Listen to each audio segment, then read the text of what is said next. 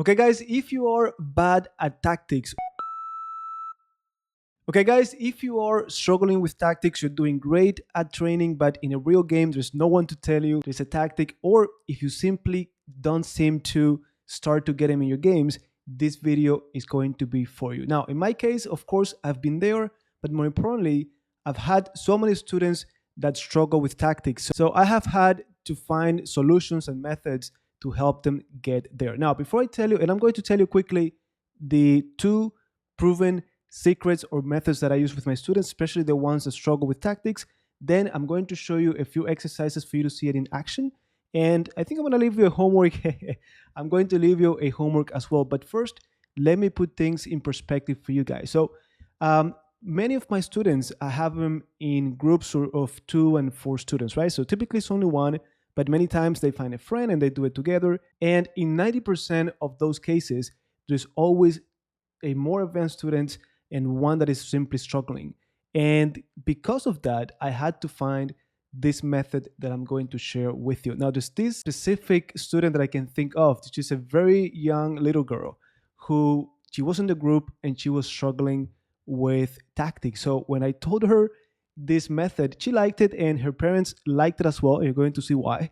And she actually did stick to it. She did it over and over, and she ended up catching up with the rest of the group. Now, what are going to be these two methods? Number one, you know it. And by the way, guys, these are methods that I read on a book. I'm going to tell you the name of the book, but I'm putting it here as proof that this is not something that I made up, right? So the first method, you know it, is to approach tactics little by little, right? So you start with something very simple. Let's take, for example, the back rank checkmate pattern. Well, you know the very basic one, and then you increase the level of complexity by maybe mixing up with another pattern and another theme and so on, right? Now, the other method might seem weird or silly, and that's the reason why I don't use it a lot with my adult students, because I know they're not even going to take it seriously. But basically, the idea is to say out loud, put into words whatever you are seeing in the tactic, right? And believe it or not, if you say it out loud, it is going to be easier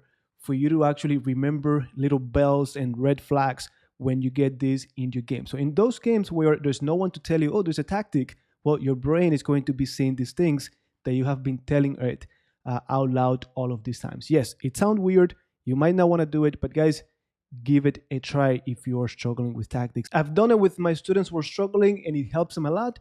And those who are advanced and really give it a try, they can see the benefit as well. Now, let me give you a quick example and then I'm going to allow you to do some on your own, right? If we take, for example, this position, the back rank checkmate. Basically, the way you put it into words is, this is going to be checkmate because my opponent's king is by itself on the back rank, blocked by its pawns, and there are no pieces like the rook and the queen that could defend the back rank from my own pieces, right? So I know to go down there and that's going to be checkmate. Simple. Now, once my students have finally understood this concept of the back rank, we start on another day. We start talking about other ways to checkmate the king when it's on the back rank, but the back rank is not apparently weak, right? And then we start talking about the smothered mate. Now, how do they put this into word? Well, this is going to be a checkmate where the king is on the back rank, and we cannot do the typical checkmate that we know because they have the rook or the queen back there. But if my knight could go to put the king in check safely, and that forces my opponent's king to get on the same diagonal as my queen, then I set them up for a double check, which is going to allow me to force my opponent's pieces to create a wall around their own king, right? And then my knight puts them in checkmate. Guys, I know a lot of words, and this is what I was telling you. That student of mine, her parents were down for this because they really want her to learn to use her words, right? So they thought it could help her in other areas in school and so on. So she actually got to do it, and the truth is that it worked. So for those of you who don't know how this works, and by the way, I've had students who come to me pretty advanced and they don't really know this one by heart. But this one is check, the king gets on the same diagonal as your queen, and then we got the double check. And this is important that they say it, that they put it in words. Double check, guys. That way they don't forget that the knight has to go to h6. Now, they cannot take because of the queen. Because of the queen.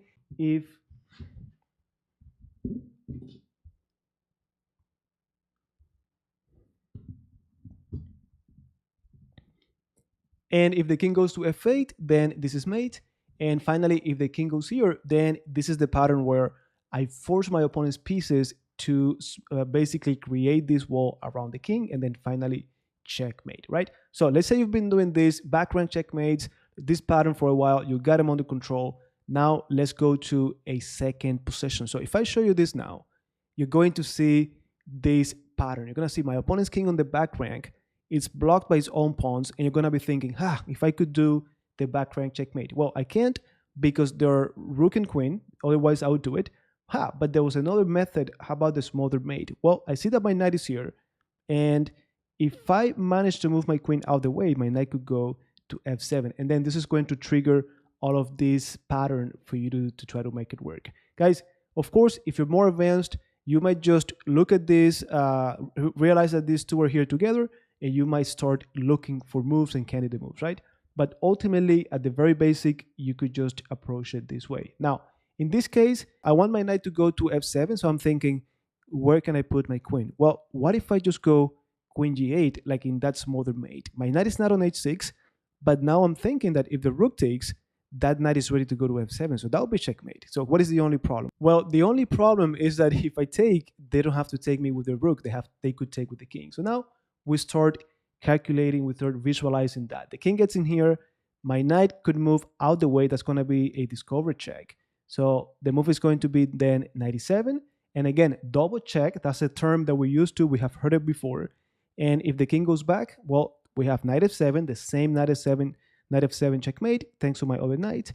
And then finally, after queen g8, king takes knight e7. If the king goes to f8, well, I could do knight g6, pawn takes, knight g6. So you see, we settled with that basic theme, and of course, our ability to visualize should be developed by now, right? So this is the first move. This is what we already know from the very basics. And then if instead they take with the king, of course, knight e7, this is mate. And if the king goes to f8, then we got the checkmate. Now, guys, I know it gets more and more complicated, but this goes back to that idea of doing it gradually. You start with the basics, and then you make it more difficult. And of course, if you're doing it by formulating this into words, then it's going to be even more effective. Now, let me go to the third one. And for this one, I'm going to ask you guys to pause the video, see if you can make it work. And then the other two that I have here, I'm going to leave them for you as homework. So this one, I hope that you pause the video. I hope that you thought of the idea of the back rank. Look, the king is blocked by his own pawns. So we might be thinking of back rank checkmate. Maybe we gotta deflect the rook. So knight f7 has to be a move that comes to mind. But also, notice how we have the queen on the same diagonal as this knight. It could come with a check, forcing the king to come into that diagonal, right? So candidate moves.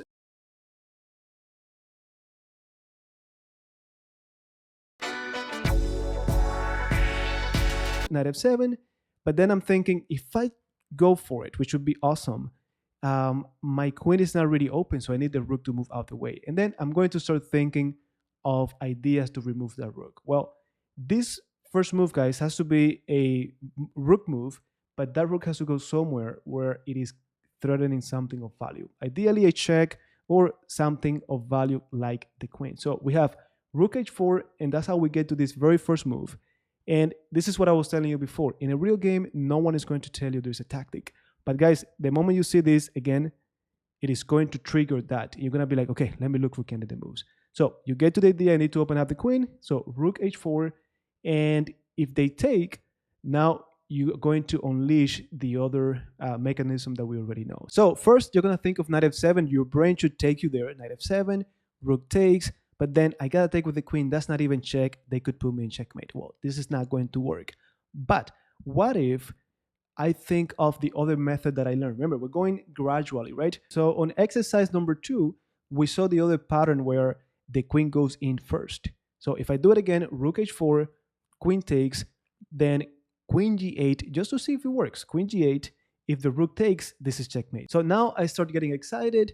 I know that this might lead to something. I just need to fix or solve the problem of the king taking first. So again, we have rook h4, queen takes, then queen g8, beautiful move. If the rook takes, it's going to be checkmate. If instead the king takes, then this knight is perfect to do this check, forcing the king to go back, and then we got knight f7. the rook is forced to take, and then the back rank checkmate. And this is, guys, how you go from a very basic theme like the back rank and the smaller mate, and you turn it into a beautiful combination. So this that will be mate, and then if instead they take with the king, we got 97 only move, knight f7, the idea of the smaller mate.